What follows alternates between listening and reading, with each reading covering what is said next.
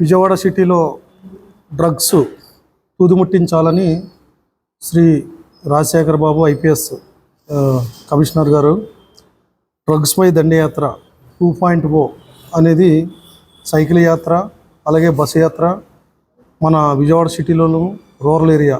అప్పుడు ఆ టైంలో గంజాయి తాగేవాళ్ళని ఎస్ఎన్పురం లిమ్స్లో ఉన్నవాళ్ళు, అంటే ఏ పోలీస్ స్టేషన్ పరిధిలో ఆ పోలీస్ స్టేషన్ పరిధిలో గంజాయి తాగే ప్రతి ఒక్కరిని ఐడెంటిఫై చేసి వాళ్ళని టెస్టులో చేసే కార్యక్రమం అనేది మొదలుపెట్టారు.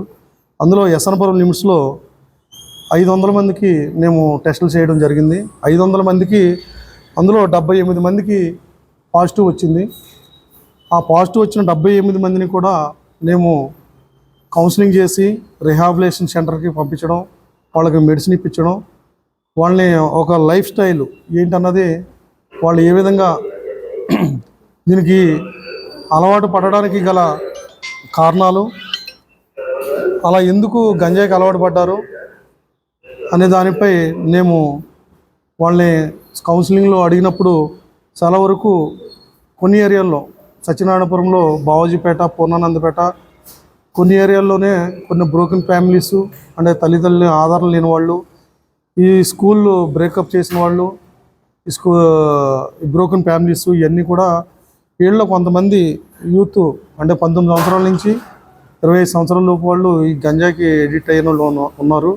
వాళ్ళందరినీ కూడా సిపి గారు రాజశేఖర్ బాబు ఐపీఎస్ గారు ఆదేశాల ప్రకారంగా కౌన్సిలింగ్ చేసి రిహాబిలిటేషన్ సెంటర్కి పంపించడం వల్ల వాళ్ళలో కొంత మార్పు అనేది జరిగింది. వాళ్ళ తల్లిదండ్రులకు కూడా తెలిసి వాళ్ళు కూడా జాగ్రత్తగా వాళ్ళు చూసుకోవడం, వాళ్ళు ఫాలోఅప్ చేసుకోవడం వల్ల కొంతవరకు వాళ్ళు మారారని చెప్పొచ్చు. తర్వాత 3.0లో భాగంగా వాళ్ళకి 2.0లో టెస్టులు చేశాము, కౌన్సిలింగ్ చేశాము. 3.0లో భాగంగా వాళ్ళకి మళ్ళీ టెస్టులు నిర్వహించడం జరిగింది. అప్పుడు ఈ 78 మందికి మేము టెస్టులు చేసినప్పుడు అందరికీ నెగిటివ్ వచ్చింది. మొత్తం అందరికీ నెగిటివ్ వచ్చింది. ఇదేంటంటే, సారు మీ ఏరియాలో గంజాయి అనేది తాగుతున్నారా, అమ్ముతున్నారా అంటే నమ్మకంగా ధైర్యంగా చెప్పాము, లేదు సార్ ఇక్కడ ఎవరో తాగట్లేదు, అమ్మట్లేదు అని. అయితే ఛాలెంజ్ చేయమని చెప్పారు. ఛాలెంజ్ చేస్తున్నాము. ఎస్ఎన్పురం ఎస్హెచ్ఓగా మా ఎస్ఎస్ నేమ్ అందరూ కూడా ఛాలెంజ్ చేస్తున్నాము. ఎవరైనా సరే గంజాయి అమ్మిన వాళ్ళని పట్టిస్తే 5,000, అలాగే తాగిన వాళ్ళని చూపిస్తే వాళ్ళకి 1,500 రివార్డు ఇస్తాము. నలుగురు కనపడి ఏదన్నా ఎక్కువగా తాగి చేయడం వల్ల, గంజాయి వేరు మందు వేరు, మందు తాగిన వాళ్ళు కూడా మత్తుగా వాళ్ళు రోడ్లో కొంత అలసలు చేయడం జరుగుతుంది. దానికి డిఫరెన్స్ ఇప్పుడు పోలీస్ స్టేషన్ కంప్లైంట్ వచ్చిన వాళ్ళు కూడా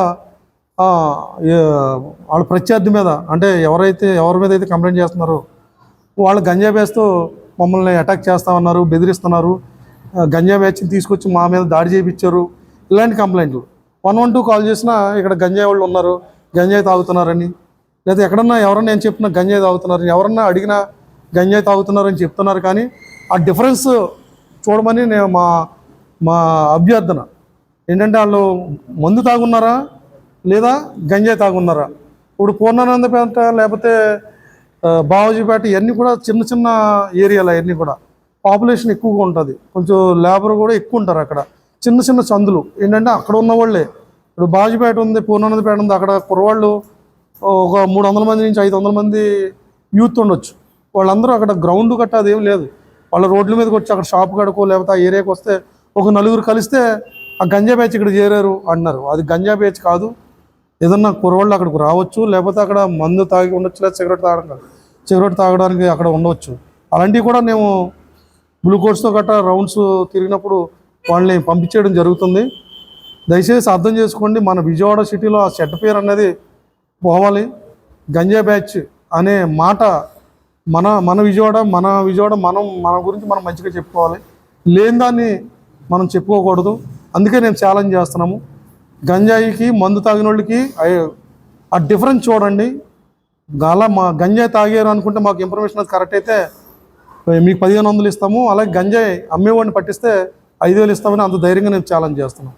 థ్యాంక్ యూ. అంతకుముందు ఆల్రెడీ అమ్ముతున్న వాళ్ళని గోళ్ళ సాంబశివరావు అని 20 కేజీలు దొరికాడు. అతన్ని 6 నెలలు జైల్లోంచి రిలీజ్ అయ్యాడు. అలా దొరికిన వాళ్ళని పంపించేసాం. ఆ 2.0లోనే వెళ్ళిపోయారు వాళ్ళంతా కూడా. చాలామంది కమిషనరేట్లో సిపి గారు ఎన్డీపీఎస్ యాక్ట్, పీడీ యాక్ట్లు పెట్టడం, వీళ్ళందరూ కూడా జైల్లో ఉన్నారండి. ఇప్పుడు సెల్లింగ్ చేసే వాళ్ళందరూ కూడా జైల్లో ఉన్నారు. అంటే యాబిచ్చి వాళ్ళు మారరు అనుకున్న వాళ్ళు జైలుకి పంపించారు. లేదు ఈ చిన్నపిల్లలు కొంత ఎడిక్ట్ అయ్యారు, వాళ్ళకి తెలియక ఎడిక్ట్ అయ్యారు, ఇలాంటి వాళ్ళందరినీ కూడా కౌన్సిలింగ్ చేసి వాళ్ళని మార్చడం జరిగింది.